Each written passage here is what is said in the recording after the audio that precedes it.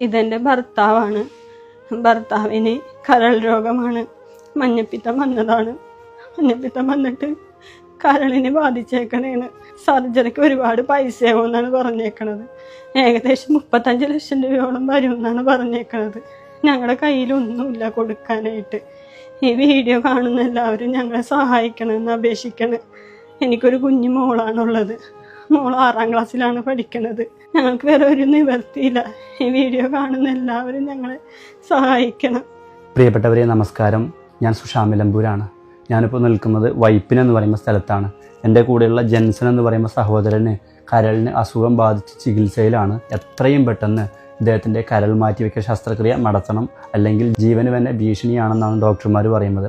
MRI സർജറിക്ക് ആവശ്യമായ 35 ലക്ഷത്തോളം രൂപ കണ്ടെത്താൻ ഇദ്ദേഹത്തിൻ്റെ കുടുംബത്തിന് കഴിയുന്നില്ല.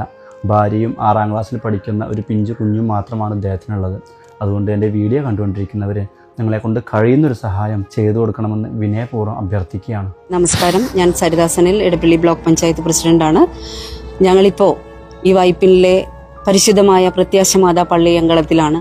ജെൻസൺ എന്ന് പറയുന്ന അനുജന്റെ ചികിത്സയ്ക്കായിട്ട് ചെറിയ സഹായം നമ്മൾ ഓരോരുത്തരും ചെയ്ത് അവരുടെ കുടുംബത്തെ സഹായിക്കണമെന്നാണ് ഞങ്ങൾക്ക് പറയാനുള്ളത്. ഞങ്ങൾ ഈ പ്രദേശം ഒന്നാകെ അതിനുവേണ്ടി ഒരുങ്ങിയിരിക്കുകയാണ്.